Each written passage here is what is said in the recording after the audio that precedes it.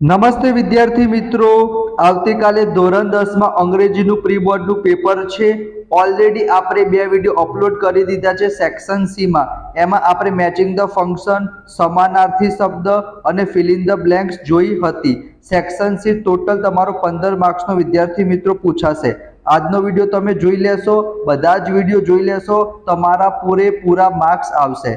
અત્યારે આપણે જોઈએ છીએ 36મા નંબરથી 38મા નંબર સુધીના ક્વેશ્ચન. બરાબર, ચલો તો સૌથી પહેલા વિદ્યાર્થી મિત્રો આના જવાબ આપેલા જ હશે, માત્ર તમારે શોધવાના છે.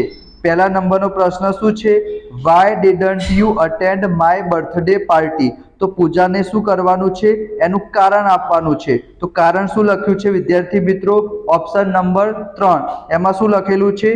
It had been down with fever. એને તાવ આવ્યો તો માટે બર્થડે પાર્ટી અટેન્ડ ના કરી શકી. કાલના પેપરમાં સૌથી વધારે ચાન્સીસ છે આવા પ્રશ્નો પૂછાવાના, તો વિડીયોને અંત સુધી જરૂર જોજો. એના પછી વિદ્યાર્થી મિત્રો ટોટલ 3 માર્ક્સનો પૂછાશે. અહીંયા શું છે વિદ્યાર્થી મિત્રો? Seeking information. અને જવાબ શું આપેલો છે? It is near Thaltej cross road. તો સિમ્પલ વસ્તુ છે. એવું પૂછ્યું હશે કે where can I find a gym nearby, કે નજીકમાં જીમ ક્યાં હશે? તો એને જવાબ આપ્યો નિયર થલતેજ ક્રોસ રોડ. એના પછી વિદ્યાર્થી મિત્રો આપણે આગળ જઈએ. મીનાએ પ્રશ્ન પૂછ્યો, how can you help me in this project? તમે પ્રોજેક્ટમાં મારી મદદ કઈ રીતના કરી શકશો? તો રોહન શું કરશે? ડિસ્ક્રાઇબિંગ થિંગ એટલે વસ્તુને ડિસ્ક્રાઇબ કરશે. તો જવાબ શું આવશે? I can draw pictures and tables for your project, કે હું તમારા પ્રોજેક્ટ માટે ચિત્રો અને ટેબલ્સને ડ્રો કરી શકું છું. તો આવા પ્રકારના પ્રશ્ન પૂછાશે. ચલો એના પછી બીજું અહીંયા જોઈએ, વેર ઇઝ સાપુતારા લોકેટેડ? અને આપણે શું કરવાનું છે? લોકેશનને સ્પેસિફાય કરવાનું છે. તો જવાબમાં શું આવશે? ઓપ્શન નંબર 2 આવશે કે સાપુતારા કઈ જગ્યાએ છે? ડાંગ ડિસ્ટ્રિક્ટમાં છે, ગુજરાતની અંદર. તો અહીંયા વિદ્યાર્થી મિત્રો લોકેશનને સ્પેસિફાય કર્યું છે. સુરતથી 150 કિલોમીટર દૂર છે.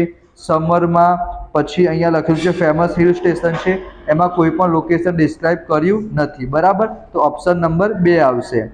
એના પછી ટીનાએ એમ કીધું કે મારે એક નવો ફોન જોઈએ છીએ. તો મમ્મી શું કહે છે? Expressing condition. તો કન્ડિશનમાં વિદ્યાર્થી મિત્રો ઇફ અથવા અનલેસ દેખાય. તો ઓપ્શન નંબર 3 માં છે કે if you will get good marks, જો તારા સારા માર્ક્સ આવશે તો હું વિચારીશ. તો જવાબમાં શું આવશે? 3જા નંબરનું આવશે. એના પછી છે મીનાક્ષી કહે છે, how does yoga help in study? અને આપણે શું બતાવવાનું છે? રિઝલ્ટ બતાવવાનું છે. તો રિઝલ્ટમાં શું આવશે? એ તમારું જે કોન્સન્ટ્રેશન પાવર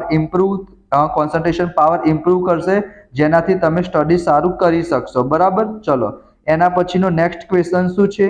કાજલ કહે છે કે I want to buy a Rapidex English book. અને એને શું પૂછ્યો છે? પ્રશ્ન પૂછ્યો છે. તો એવું તો એને શું કીધું કે જ્યારે શોપકીપર એને કહેશે 300 રૂપિયા, તો જવાબ શું આવશે? How much does it cost? કે એની પ્રાઇસ કેટલી છે? ત્યારે જ શોપકીપરે કીધું હશે ને કે 300 જવાબ આવશે. એના પછી નેક્સ્ટ ક્વેશ્ચન છે, રાજેશ પૂછે છે which book are you reading? કે તમે કઈ બુક વાંચી રહ્યા છો? તો એ બુક વિશે ડિસ્ક્રાઇબ કરશે. તો ઓપ્શન નંબર શું આવશે? 3 આવશે. શું લખેલું છે? I am reading Macbeth which was written by Shakespeare. તો ત્રીજાનો આન્સર શું આવશે? ઓપ્શન નંબર 3 આવશે. બુકના વિશે ડિસ્ક્રાઇબ કરવાનું છે. બરાબર. એના પછી દિવ્યેશે કીધું when do you go to school? તમે સ્કૂલ ક્યારે જાઓ છો? અને આપણે ટાઈમને સ્પેસિફાય કરવાનું છે. તો ટાઈમ તમને શેમાં દેખાય છે? ઓપ્શન નંબર 4 માં. I go to school at 7 AM, કે હું સવારે 7 વાગે સ્કૂલે જઉં છું. તો આ પ્રમાણે તમારા પ્રશ્ન પૂછાશે 36મો નંબર, 37મો નંબર, 38મો નંબર. અહીંયા પણ શું લખેલું છે? When will you celebrate the victory? તમે વિક્ટરી એટલે કે જીત ક્યારે સેલિબ્રેટ કરશો? ટાઈમને સ્પેસિફાય કરવાનો છે. તો અહીંયા ટાઈમ ક્યાં આપેલો છે વિદ્યાર્થી મિત્રો? હોમ. એ તો લોકેશન કહેવાય. થેન્ક યુ કીધું છે. અહીંયા તો ક્વેશ્ચન પૂછેલો છે. તો ઓપ્શન નંબર 3 આવશે કે અમે સાંજે શું કરીશું? સેલિબ્રેટ કરીશું. બરાબર. અહીંયા એક્ઝેક્ટ ટાઈમ નથી આપ્યો, પણ ઇવનિંગ કીધું છે. બરાબર. એના પછી હિતેશે એવું તો શું કીધું? એક્સચેન્જિંગ લખેલું છે પ્લેઝન્ટરી, એટલે કે અહીંયા વિદ્યાર્થી મિત્રો શું આવશે? ભાવના બતાવશે. એક્સપ્રેસિંગ ફિલિંગ ઇમોશન બતાવશે. તો અહીંયા વિદ્યાર્થી મિત્રો હિતેશે કંઈ કીધું? તો શોપકીપરે શું કીધું? Yes what can I do for you? હું તમારા માટે શું કરી શકું? તો શું કહેશે? Will you help me? I am sorry, thank you very much. ના વિદ્યાર્થી મિત્રો, તમને જોઈને ખબર પડે કે ઓપ્શન નંબર 2 આવશે. Excuse me, can you please help me, શું તમે મારી મદદ કરી શકશો? તો શોપકીપરે શું કીધું? Yes, what can I do for you? તો એના ઉપરથી પણ તમને ખબર પડે. ટીચરે કીધું why did you come late, તમે કેમ લેટ આવ્યા હતા? તો તમારે રીઝન પણ બતાવવાનું છે, એટલે કે કારણ પણ કહેવાનું છે અને એનું રિઝલ્ટ પણ તમારે કહેવાનું છે. તો શું આવશે?